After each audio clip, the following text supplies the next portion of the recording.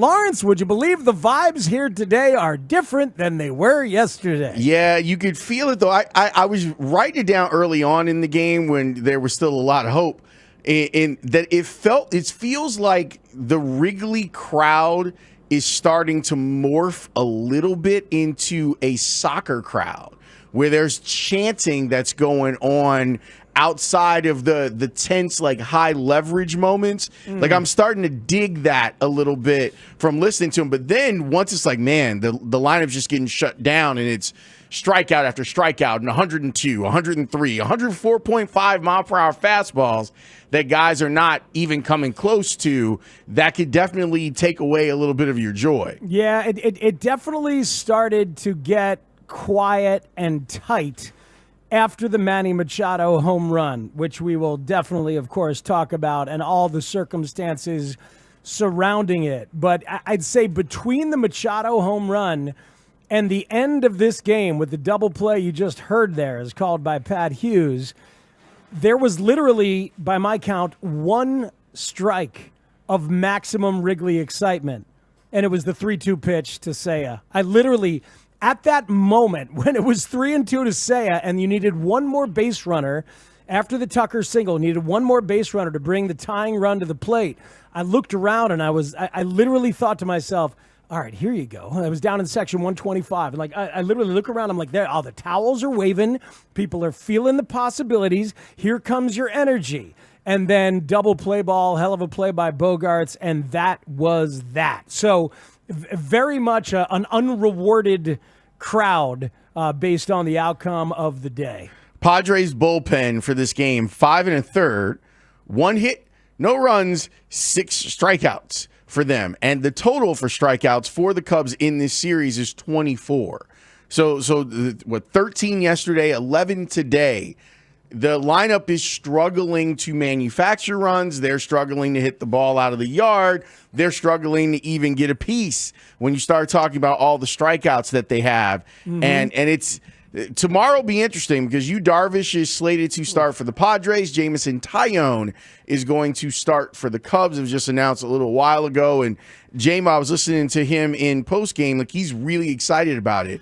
And he said something, Speaks, I thought was interesting, that sitting there not being able to do anything makes him more nervous than actually pitching. No, I could see that. I could totally see that. You and I had talked all last week about maybe J-Mo is a long man, possibly in the first 2 games. It was Colin Ray who was set up to be the long man, and then he didn't get used until later in this game when I expected him to be used, which was part of the story. But look, you mentioned the offense, man, and it is undeniable that there are a couple people that are just broken right now. Pete Crow Armstrong is a mess at the plate right now, and the opposition knows how to get him out. And they're doing it. Ian Happ's September of excellence, where he reclaimed the 3rd spot in this lineup, has evaporated. And he looks more like the Ian Happ that got demoted down to 7 in this lineup at one point. And PCA looks twisted. Yeah, PCA's twisted. Ian Happ is a mess. Kyle Tucker came up with that single in the 9th, but he had looked to be a mess. Nico is still Nico, man. He had 2 hits taken away. One off the foot of the pitcher. That one's crazy. I've never seen it. A ball of that velocity bounce off a pitcher right to the first baseman. Right to the first baseman. Then Arise did this thing where he takes the ball and tags the base with the ball. That had bag written all over it. Well, the Padres team has definitely got some agitators in their lineup. But they do, and they all have some swag. Tatis and Machado and Arise, but Arise is just weird. He's always been a little weird. He likes to bring attention to himself. It's not about you, sweetheart. He really does. So there was that one. And then Nico's drive down the right field line that Tatis makes a great play on down there in right field. So anyway, Nico is Nico. I think Dansby Swanson's approach to the plate has actually been really, really good overall. He's been just making contact and not trying to hit a home run every time. Like, Seiya's had a pretty good approach, but it's Pete and it's Happ and it's Tucker up until that single in the 9th that just have felt like empty at-bats. Mason Miller is a beast, and he was, folks, always available. and unless he was doing something. But he's pitching for the Padres now. Mason Miller and Juan Duran, the two absolute closer weapons that moved at the deadline, and neither to the Cubs. But they might be okay. They might still be okay, and they pitched pretty damn well the entire second half. Look, Lawrence, let's get right to it because I know we have phone calls, and I want to talk with you plenty about this. We're going to hear from Craig Counsell, but if you have decided that you're going to go with an opener, you have expressed a lack of confidence in your starting pitcher, Shota Imanaga. You've expressed that you have decided that the strategy is better to have a power righty like Andrew Kittredge face Tatis and Machado, at least in inning number 1. And regardless of how that went, once Shota Imanaga comes in, you know he's not going to get those guys a third time. You know that for sure. When they were coming up for the second time, there in possibly the 4th inning, he had Colin Ray warming up. And I texted the show thread and said, oh, wow, he's not even going to let him face Tatis and Machado the second time. That is bold. That is aggressive, and it fits what he did yesterday. And then they get out of that inning, and the next inning, there's Shota still there. And then with first base open and Machado up, you could have walked Machado, or you could have gone to Mike Soroka, who was ready, according to Craig. And so now it's not Colin Ray. Where was Colin Ray? What changed? What happened? And we got answers in the postgame that we can hear, but it's the inconsistency of the strategy that is fascinating. As you said in the show thread, Lawrence, if that's your strategy, then go with your strategy. Instead, Shota gets to face Machado. Shota's been giving up a lot of homers. Machado hits a lot of them. And that's the one guy and the one matchup in this game that's not supposed to kill you.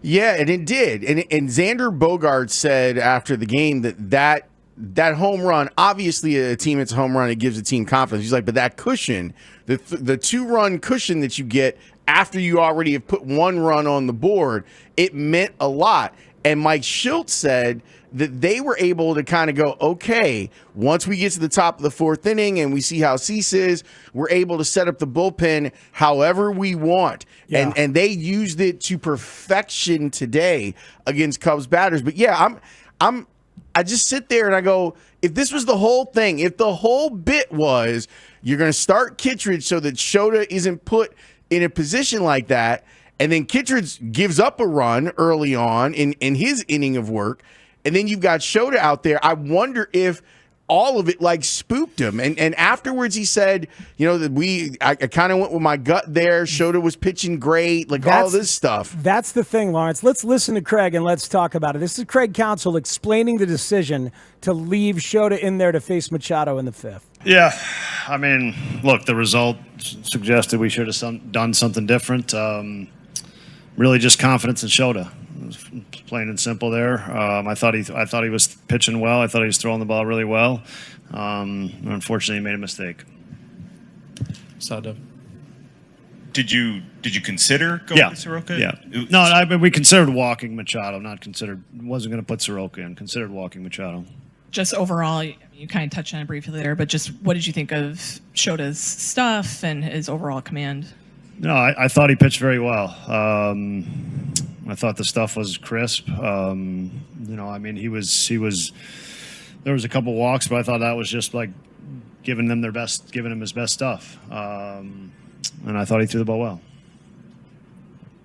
Andy, just for clarity, was Soroka ready if you had gone to him for Machado like he was warm? He was. There was a couple spots we were thinking about him. Yeah.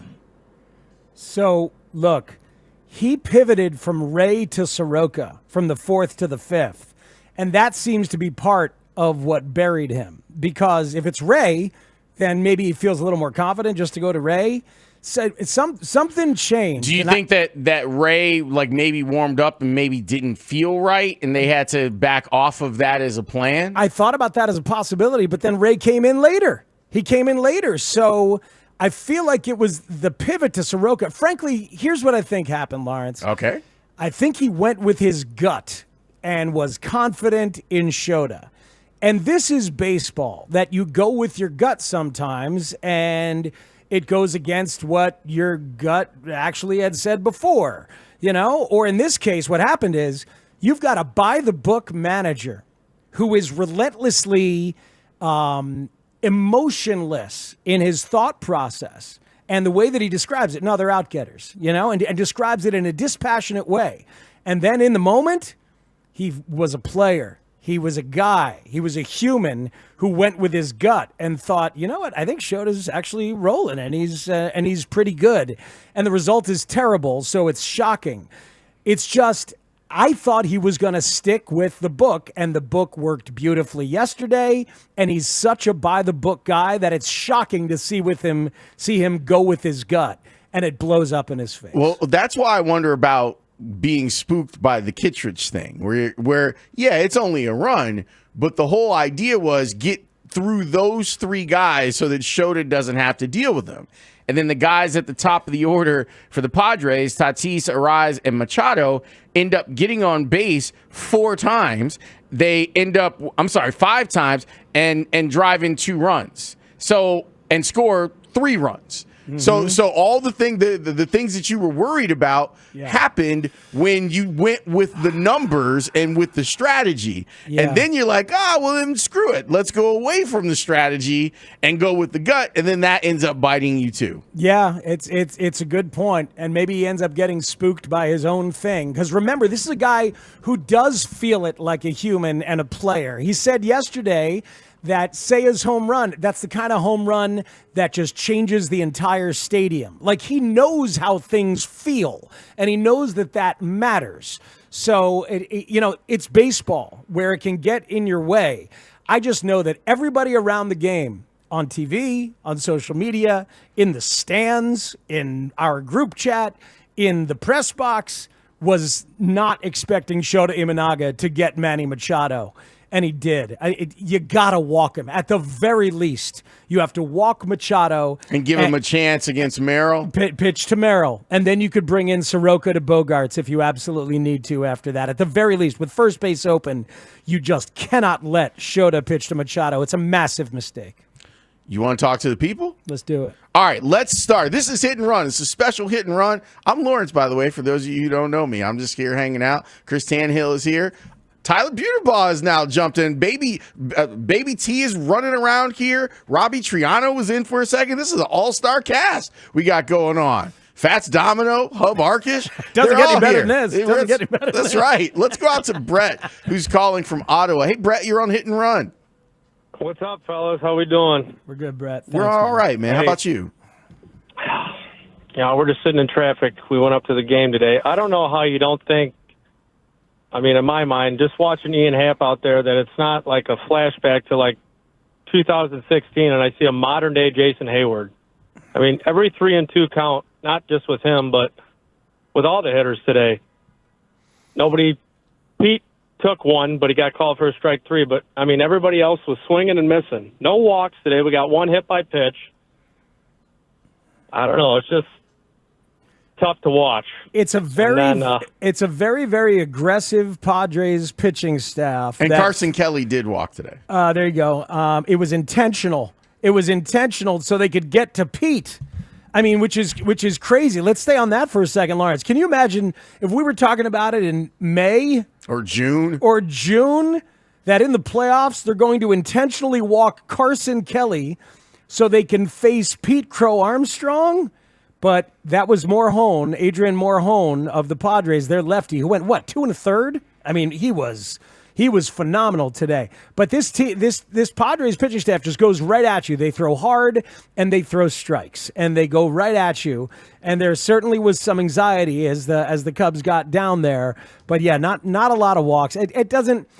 I just wanted them to be up there hunting fastballs and making great contact. Michael Busch almost went deep again to lead off that game. He got a big deep fly, but he didn't get enough of it, and didn't get enough of it, and the conditions weren't quite right for a ball hit there to go out the yard. You're right. Wind blowing in, and that has that presents a problem for a team that needs power, and this team needs power. Only 3 at bats for the Cubs with runners in scoring position. Woof. Man. Yeah, that makes things rough. Let's talk to Matt. He's on the north side. Hey, Matt, you're on Hit and Run. Hey, guys. Thank you. Yeah. producer said don't lead with the walk Machado, but yes, walk Machado. Anyway, Yeah. I've never been less excited about a 3-4-5 hitting sequence or lineup to start a rally than I was today with Happ, Tucker, Seiya. Seiya, all right, he's probably most exciting, but all day, my friend chat, like you talked about your chats, Tucker, Happ, put Happ on the bench, put Tucker out in the field. That guy's got one leg in a Dodgers uniform anyways. Put Mo Baller at the DH. He literally has one leg. That's the problem. Yeah. He's got one leg in Correct. a Like, Dodgers. I don't get it. Like the $400 million, go sell crazy someplace else with the $400 million. You had 2 good months. I get it. Maybe with some injuries, but it's in. Look, Tucker was a good player, okay? He got hurt, and there's nothing you can do about that. He's one of the best players in the National League this year. I get that it's frustrating, but I don't want to just wipe away everything that he did because it's ending this way. And he got you a hit today. Like, you could be mad at a lot of people, but at least he got a hit and gave you an opportunity to put the winning run in the hole. Yeah, and Seiya, you're wrong about your thoughts on Seiya right now. Seiya is confident right now. We have seen Seiya vacillate in terms of his confidence at the plate and obviously in the field, but I think he's a pretty damn good version of himself right now. Coming off that National League Player of the Week, homered yesterday, had a hit today, had a double. He had the only extra base hit, that double down the line, and that's a real good at bat in the 9th before the hard grounder that unfortunately ends up being a double play. But he works that full. He's been aggressive, and I thought he made some nice aggressive plays out there in right field. He called PCA off one time on a ball that was in the sun, and I think he was right to do it. Remember, we've seen Pete struggle with balls in the sun yes, a couple of different times this year. So I'm assuming that they have discussed that, and Seiya confidently called PCA off, and I'm like, hell yeah. Then he made another nice long-running play down the right field lawn. Seiya's not your problem. Ian Happ is a problem and shouldn't hit third tomorrow. He should absolutely not hit third. You want to leave him out there for the Gold Glove defense in left field? Cool. He should be a 7-hitter tomorrow. I could see moving Dansby up. I could see getting who's your lefty with a spot start? Because Mo Baller can't play if Tucker plays. If Tucker and Seiya are playing, Mo Baller has no spot. And I think Tucker plays tomorrow. And I'm fine with Tucker playing tomorrow. I haven't looked at the numbers because Yu Darvish didn't pitch against the Cubs this season. I guess you have to start looking at career numbers, and maybe there's a reason that you do keep Happ where he is. Maybe he sees Darvish, but there's not a lot of options when you know that you've kind of got to back PCA down because of where he's at mentally. Yeah, I go PCA 8 and Shaw 9 tomorrow is what I do. I go ahead and move Tucker up. I move Tucker and Seiya and probably Carson up. And then I go Happ, PCA, Swanson, and Shaw. And maybe I even swap Happ and Swanson. I mean, it's a blow to the confidence of a guy in Happ, but he's a grown-up and he's an adult, and he already did it this year. Remember they had to sit him down for one game when they told him that they were moving him down the lineup, gave him like the one-day mental break. But, I mean, you can't hit him third the way he's swinging it right now. I don't think you can hit him third tomorrow. Let's go to Morton Grove and talk with Brandon. Hey, Brandon, you're on Hit and Run. What's good, fellas? Man, I feel privileged to be on this special edition Hit and Run. I was feeling low, but the low bra brought me back up, man. There so it I is. appreciate that. Oh, we're happy to help. We get you some low brass. Like, that's beautiful. So my thing here is, for the whole year, our bullpen has been, for the most part, our strong suit. So you can understand why Council did the opener thing. But what Kuhn was saying on the broadcast, Shota's bread and butter, the split, wasn't working for him today. He did have good velocity, but he had control issues. You've seen the walks. I'm surprised Council didn't see that and have a quicker chain on him and getting him out of there. I would have felt more comfortable putting Ray out there, and working our bullpen, as soon as he started walking guys. And I just think he could have had a quicker leash. As far as the at-bats, 3 and 2 counts, I agree with the other caller. You need to work those counts to get walks if you're not, putting the bat on the ball. You got to get on base somehow. And, Kum also brought up a good point. Seiya's been aggressive early in the count, so maybe that's what all our hitters need to do. Just try and jump on that fastball. And if you saw on the south side, that was working pretty well for the White Sox. Yeah, they just got to hunt fastballs, especially against Cease. Like, Cease's results this year, and often, frankly, are not as good as the sum of his parts. Like, that's a 4.55 ERA. Cease has blown up an awful lot this year because that fastball is gettable. And sometimes he can't find the strike zone with the other stuff a little bit. Was not the case today. But, they do need to – I thought they would hunt fastballs and be a little bit more aggressive against Dylan. Here's the thing. It's the key moment of the game. Colin Ray is warming up in the fourth. And Freddie Fermin, who had already doubled off Shota, leads off the fifth.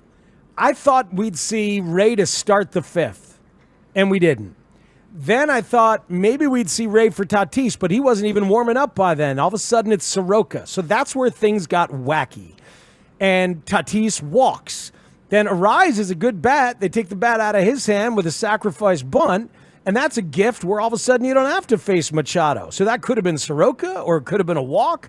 And instead it's Shota, as the caller says, with his split not working as well as it should be on a day like today, which Craig didn't say. Craig said he thought the stuff was crisp, so maybe Craig and Coom saw it differently. But letting Shota pitch to Machado is not going to age very well. Doesn't sit well right now, and it's not going to age well unless the Cubs can get a win tomorrow. Speaks, would you like to know the contingencies for Game 3 tomorrow? Yeah, is this for contingencies for first pitch? Because it's wacky. Is that what you're talking about? Yes, yeah, this is courtesy of Marquee and obviously MLB. Yeah. If the Yankees and Reds win tonight, then the Cubs game will start at 2:08.